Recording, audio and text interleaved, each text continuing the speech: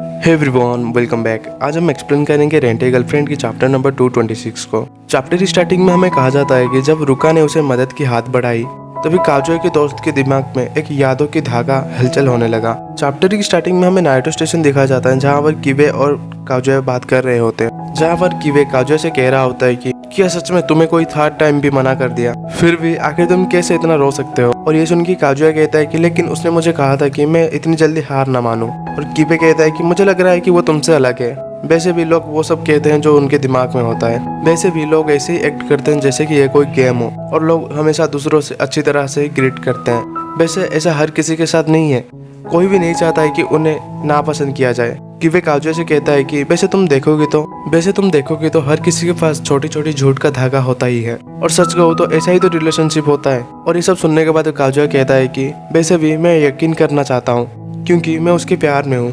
और ये सुनने के बाद किवे कहता है कि हर किसी का एक प्रैक्टिकल लिमिट होता है ताकि वो किसी के और यकीन कर सके, लेकिन जब इसके ऊपर चला जाता है तो तुम्हें उन लोगों से दूरी बनाना चाहिए। और इसके बाद काजोय उसे देखने लगता है, तो वहाँ पर किवे कहता है कि ठीक है चलो हम योशिनोया चलते हैं, थोड़ा चीयर अप करते हैं। और वहाँ पर काजोय सोचता है कि सच कहो तो ये बंदा, इसी को तो ही मैं दोस्त कहना चाहता हूँ। जब भी मैं तुम्हारी ओर देखता हूँ किवे, मुझे बस यही ख्याल आता है। नेक्स्ट सीन में हमें प्रेजेंट का सीन दिखाया जाता है जहाँ पर रुका-चन कह रही होती है कि अगर वो कह रहे हैं कि वो सच में डेट के लिए जाते थे, क्या ये अच्छी बात नहीं है। और ये देख के काजोय थोड़ा चौंक जाता है और वो सोचता है कि हाँ, आखिर ये सब यहाँ पर ये सब क्यों नहीं छोड़ देते।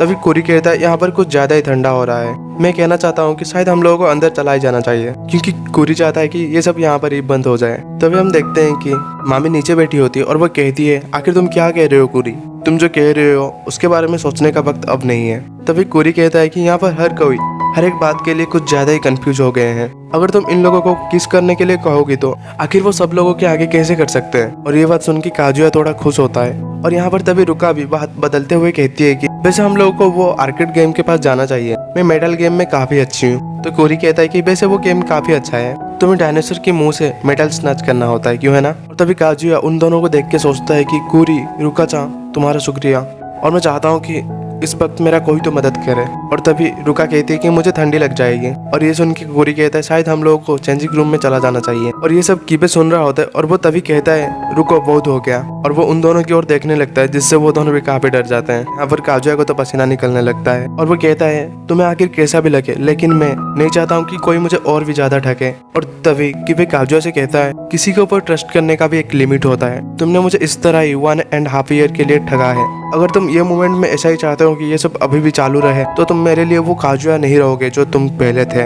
मैं सच में तुम्हारे बारे में और मिजोरे के बारे में यकीन करना चाहता हूँ, लेकिन नागोमी-शन वो चाहती है कि तुम किसी के साथ खुश रहो, और मुझे लगता है कि वो तुम्हारे लिए इम्पोर्टेंट होगी। तो ठीक है काजोय, मुझे सच कहो, हम दोनों एक दूसरे को काफी सालों से जानते हैं। और किवे कहता है मुझे हमेशा लगता था तुम एक इडियट हो, और मुझे कभी ऐसा नहीं लगा कि तुमने मुझे झूठ कहा हो, लेकिन क्या मैं गलत था। और ये सब सुनने के बाद काजोय की आंखों से आंसू आने लगते हैं और वहाँ पर सब लोग अपने अपने जगह में थम गए होते हैं। और काजोय रोते हुए अपने मन में कहता है मैं चाहता हूँ मैं यहाँ से गायब हो पाऊँ।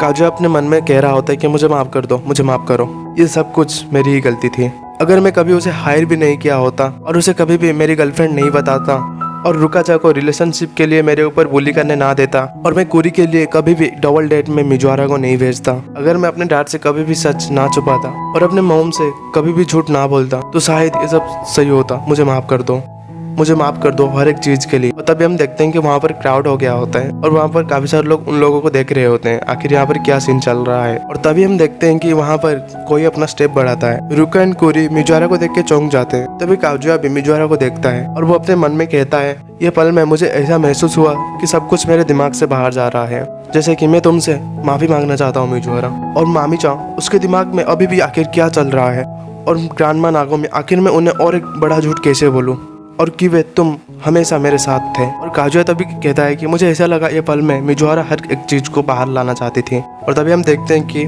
मिजोरा काजोय के पास आ गई होती है और वो तभी काजोय के फेस को पकड़ लेती है और वो तभी कहती है लेकिन मुझे ऐसा लगा अब और अभी से, एक फूल से एक पौधा तक, मैंने जो महसूस किया ये पूरी दुनिया मुझे तुम्हारी ओर झुका रही है। और मिजोरा वहाँ पर आके काजोय को पकड़ के किस कर ली होती है। और हमें आखिर में कहा जाता है कि ऐसे एक मोमेंट में उसने वो स्टार को ही छू लिया जिससे वो हमेशा से दूर था।